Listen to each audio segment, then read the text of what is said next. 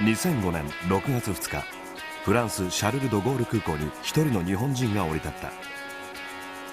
レーシングドライバー山岸豊。今年38歳を迎える男の挑戦が今始まる。なかなか必死になってやってきたんで、やっとたどり着いたっていうのが正直な気持ちですね。彼が挑むのはル・マン24時間耐久レースという大舞台である。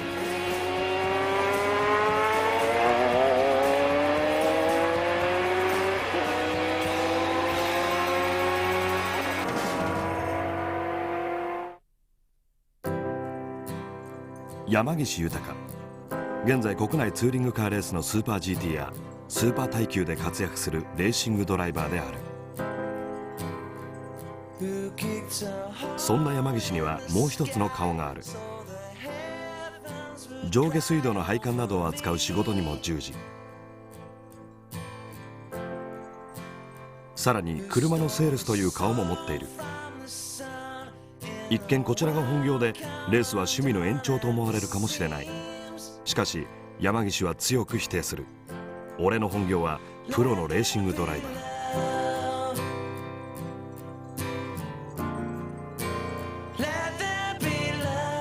ー。10代の時バイクに夢中になり、夜な夜な峠に通うバイク少年。その後3万円で買ったバンにマシンを積んでレースに参戦。スピードが彼を虜にした。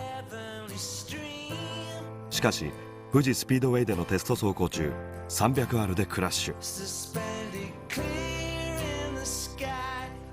3ヶ月の入院生活。退院後も後遺症のリハビリで1年を棒に振ってしまう。スピードへの情熱を振り払うかのように仕事に没頭する。レースとは無縁な10年余りの月日が流れた1999年、山岸31歳の時、四輪のレースに出会う。初参戦のレースでいきなりの優勝。その後は失った何かを取り戻すかのようにレースに没頭する。気がつけば30代も後半。そんな山岸に今年チャンスが訪れた。初めてル・マンに来たのは何年？初めては2000年のル・マンですね。その時に見て、その時は応援の側ですよね。その時は関谷さんのカバン持ちみたいな感じで連れてっていただいて、その時はもう実は乗りたいと決心したんですか？そうですね。レース終わってみんなフィニッシュラインでゴールする車たちを迎えに行った時に、関谷さんと2人でなぜかピットに残ってたんですね。でその時に関谷さんに「イタロ山岸ル・マン」って言われて、なんかご苦労さんって言って握手していただいた時に、なんかすごい感動したんですね。で次は絶対ドライバーで行きたいなっていうふうにその時思いました。1995年、日本人ドライバーとして初めてル・マンを制した男、関谷正則。山岸が師と仰ぐ人物である。本当に一人で行くっていうのはね、ものすごく大変だと思うんですよね。それでやっぱり簡単に行けるもんでもないんで、やっぱそういうエネルギーは大地の方がすごい持ってるし、彼から僕も学んだこともあるんでね、もうとにかく一生懸命やると。一生懸命やればもうちゃんと道は開けるんだというふうに彼は言ってましたんで、本当にその通りだと思います。今の魅力はやっぱり非常に伝統があるしね、コースも難しいし、あとは何といっても速い、もうアベレージスピードもものすごい高いんで、もうなんかすごいこう恐怖心と戦うんですよね。だからその辺のその恐怖心と戦ってる自分が結構気持ちいいかな。くすぶり続けた情熱という残り火。夢と呼べるものが37歳にして目の前にある。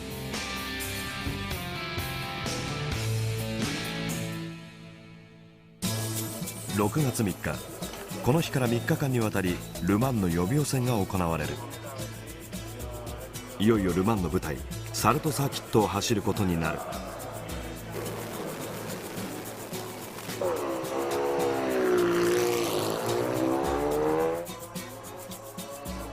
山岸がマシンに乗り込む。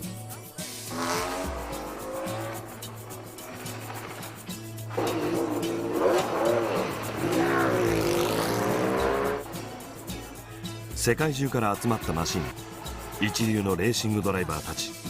今山岸も彼らと同じ舞台に立っている。い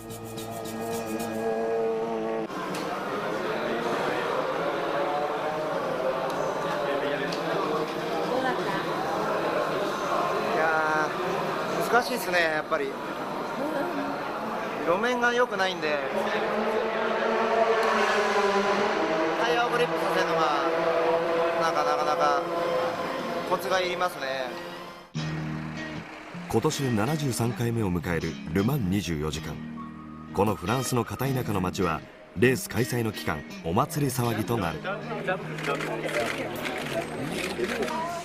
街はレース一色に染まり、人が集まればレースの話に花が咲く。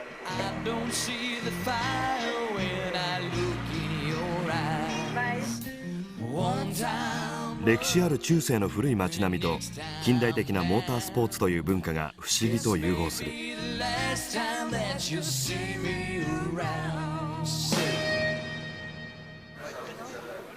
6月13日から2日間公式車検が行われる。山岸のようなプライベーターでもギャラリーにとってはスタードライバー。これがルマン。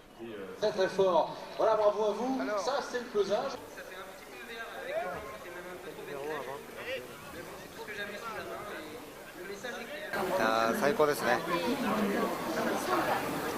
ここに立てて幸せですね。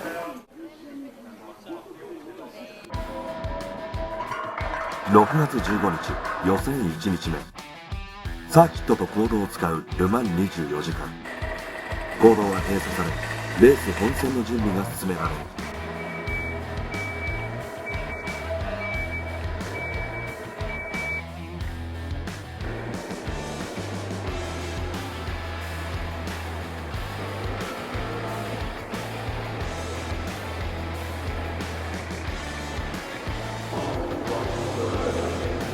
山口で参戦する TQM モータースポーツではミーティングが行われている。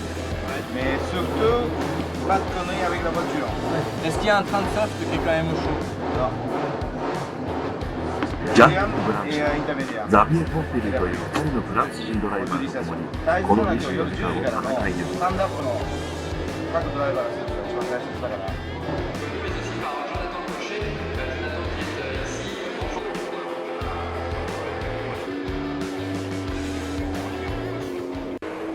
いよいよ1回目の予選が始まる。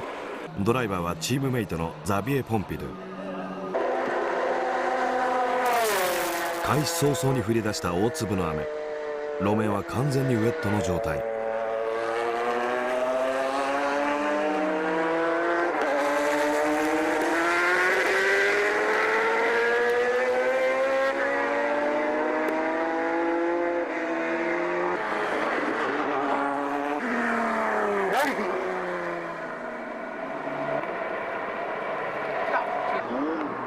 結局2時間のセッションの間、雨が止むことはなかったが、終了間際になってようやく天候は回復へと向かう。しかし路面は相変わらずのウェットの状態。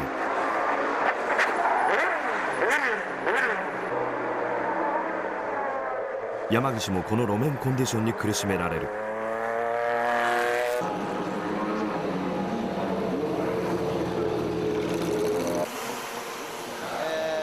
今の走行はほとんどウェットで、雨はもう止んでるんですけど、基本的に路面温度低いみたいでタイヤがあまりグリップしなかったですね。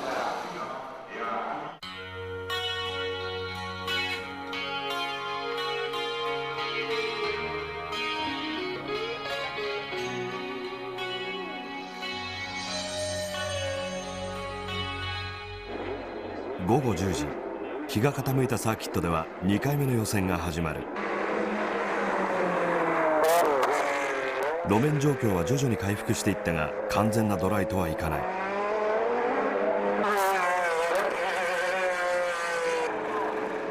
セッション終盤、各クラスのマシンはベストタイムを叩き出していく。山岸のドライブするカーナンバー91のポルシェも果敢にアタックを試みる。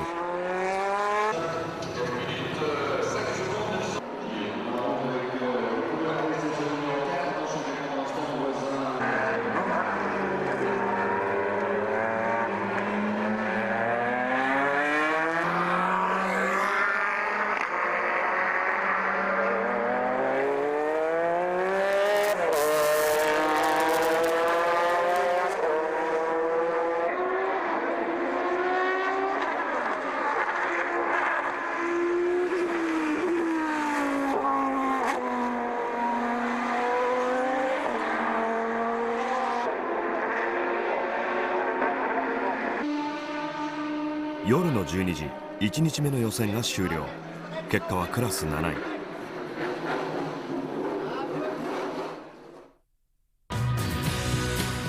位。一夜明けた予選2日目、曇り空ながら路面コンディションは完全ドライとなった。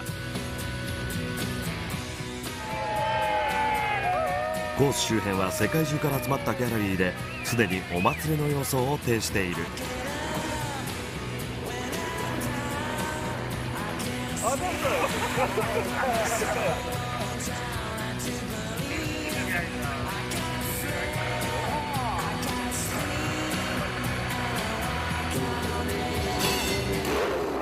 いや、まあ今日晴れたんで、またコースの確認とかいろいろやる、車の確認をしようと思ってます。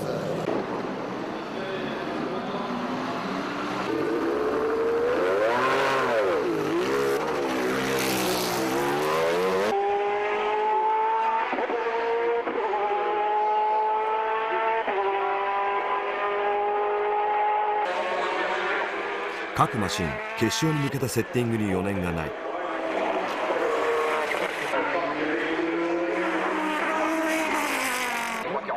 カーナンバー 91T2M モータースポーツのポルシェもマシンのセッティングとタイムアタックに時間を費やす。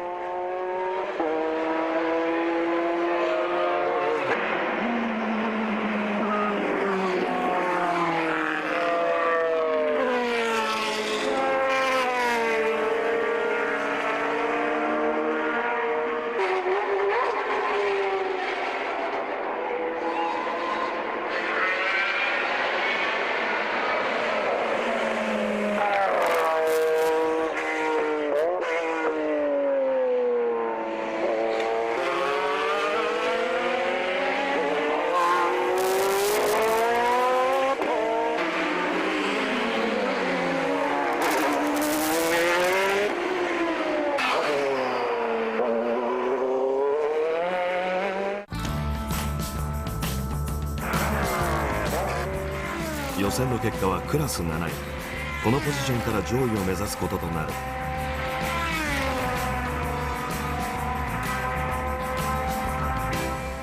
思ったよりも走りやすかったのが意外だったんですけども、やっぱり大先輩たちが皆さん走られた伝統のコースを走れる喜びっていうのはものすごくて、とにかく楽しい2日間でした。緊張はかなりほぐれたんですけど、興奮してきてます。彼ルマンは初めてだっていうんで結構心配したんですけども、予備予選の時からもう全然その心配は吹き止めましたから、土曜日日曜日のレースも期待をするとプレッシャーかかっちゃうと思いますんで、普段の感じで走っていただければみたいな感じで安心をしてます。決勝を翌日に控えた金曜日、この日は完全なオフ。おはようございます。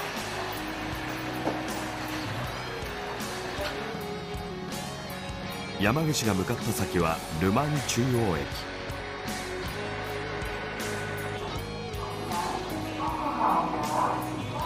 彼が出迎えたのは長年付き合いのある日本人メカニック。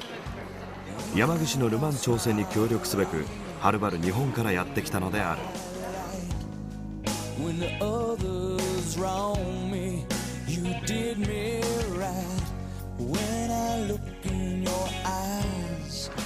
決勝は明日に控え、今山岸の中に去来するものとは何か。ルマンのためにというか、最近ずっとここもう4年くらい、考えてずっとやってきましたから、やっと来れたなっていうのも正直あるんですけれども、あさってのゴールに向けてどこまで頑張れるかなっていうのは正直ありますけど、昨日も目にした光景なんですけど、おじいちゃんが真っ赤なルマンって入ったシャツを着て孫の手を引いてサーキットに見に来てるんですね。その辺がもうやっぱり日本じゃ考えられない、日本もそうなってほしいなと思いますけど。普段は静かなルマンの街もこの日ばかりは大盛り上がり。73回の歴史を象徴するかのような旧車のパレードがあれば、自慢の愛車を道に並べてのにわかミーティングがあっちこっちで開かれる。中でもドーバー海峡を渡って走ってくるイギリスのファンの熱狂ぶりは有名。自然に始まる04大会も年に一度の恒例行事だ。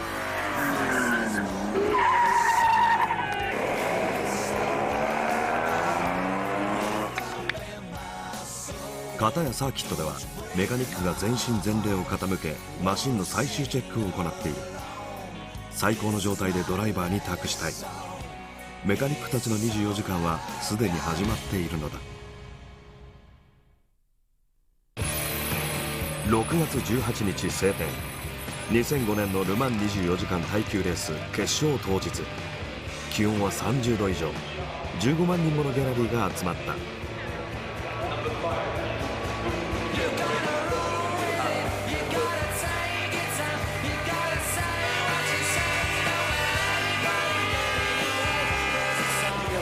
レーシングドライバー山岸豊のルマン24時間が始まろうとしている。ローテーションはポンピドゥがファーストで行って2番目に僕が乗って3番目にブランシュマンが乗るっていう、そういうローテーションで行きます。どのぐらいの感じで大体ワンスティント、満タンで行って給油がもうガソリンがなくなって給油で入ってくるっていう、そういうパターンでずっと3人でローテーションしていく予定です。現地時間午後4時、気温は32度。第73回ルマン24時間耐久レースがスタート。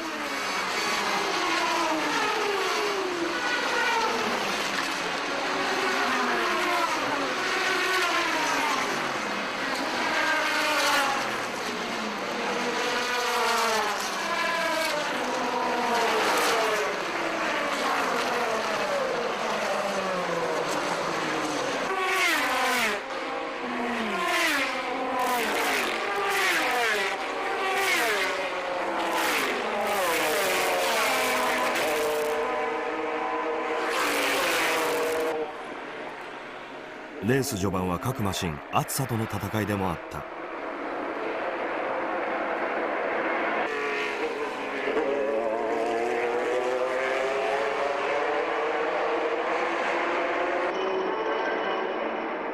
カーナンバー 91T2M モータースポーツファーストドライバーはザビエ・ポンピドゥ。早くも準備に取り掛かる山岸。レーススタートから54分、予定よりかなり早めのドライバーチェンジ。山岸がマシンへと乗り込む。暑さが容赦なくドライバーたちを苦しめる。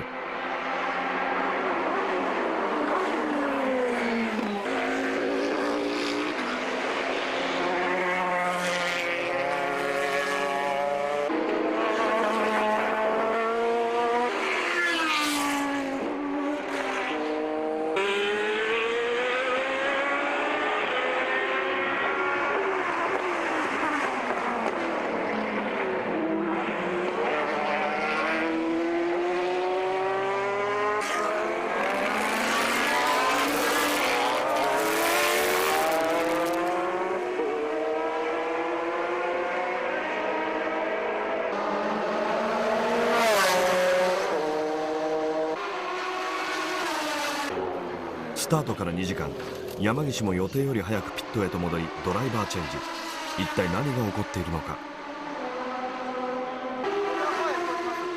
暑さに加え小さなトラブルが発生していた。ドライバーとピットの更新システムにノイズが入り続け、ドライバーを苦しめている。そうですね、今日思った以上に暑くて、うちにクーリングシステム積んでないんで、まずファーストのポンピドゥも予定周回数よりも6ラップ早い段階で、暑くて緊急ピットインして、僕もすぐに出てたんですけど、やっぱり、僕も同じように6周ぐらい残して、暑くて耐えられなくなって、ピットもちょうど給油で入れっていう指示が出たんで、それで交代したんですけど、ちょっと暑い間だけペース上げられないですけど、涼しくなったらペースアップできると思うんで。レース序盤、総合優勝を狙うアウディやペスカローロといったトップカテゴリーのマシンもトラブルに見舞われる。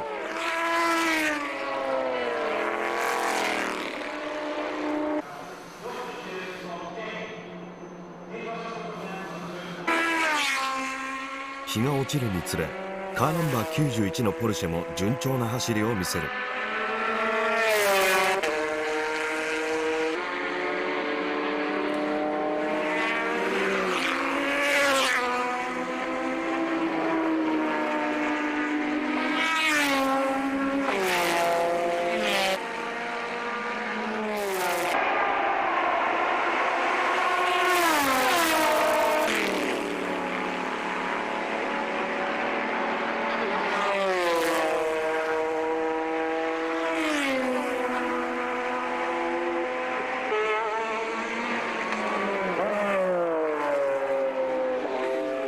スタートから6時間、順位は変わらずクラス7位。上位を全てポルシェ勢が占めている。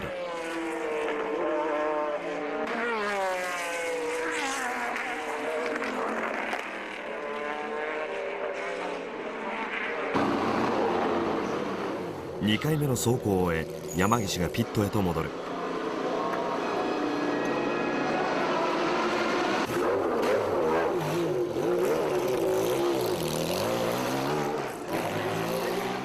日が陰ったんでだいぶ走りやすくなってタイムも上がってきましたね。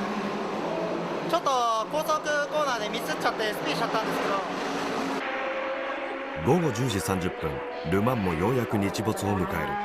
ここからはナイトセッションへと入る。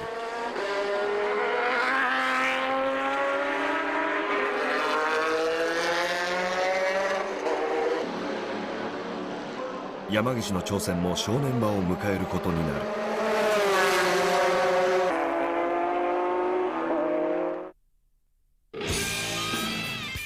夜を迎えたル・マン。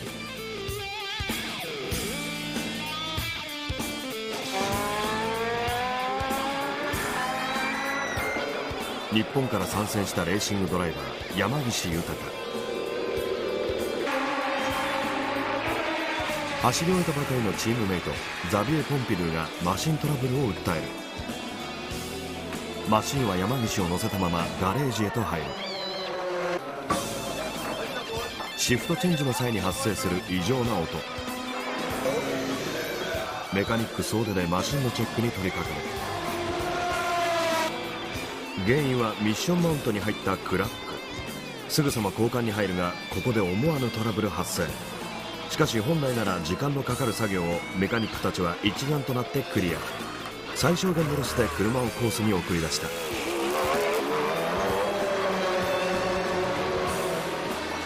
メカニックたちにも安堵の表情が浮かぶ。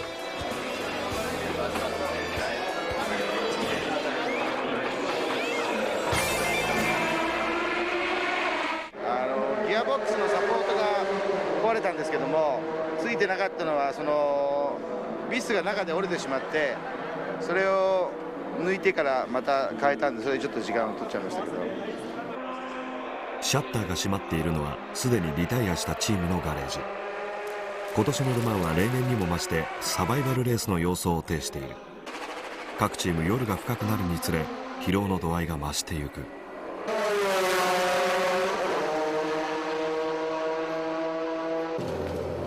その後目立ったトラブルもなく順調に周回を重ね、山岸がピットへと戻ってきた。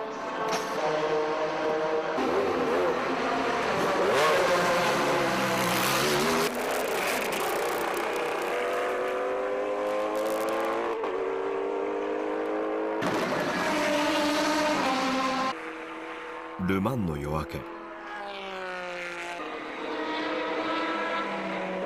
朝日がカーナンバー91を浮かび上がらせる。朝を迎えることがル・マンでどれだけ大変なことかはレースに出た者にしかわからない。そんな中 T2M モータースポーツのポルシェも順調に周回を重ねる。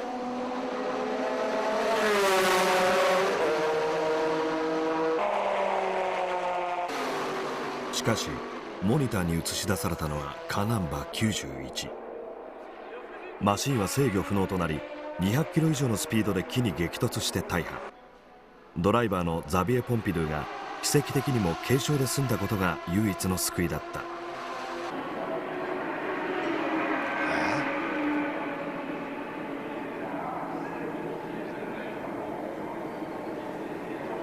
してこうなっちゃうんですかね。山岸豊の挑戦は終わった。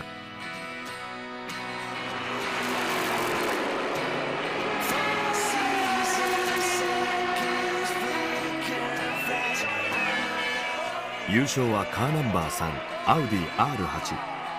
トム・クリステンセンが6年連続7度目の勝利というジャッキー・イクスを超える快挙を成し遂げた2005年のル・マンであった。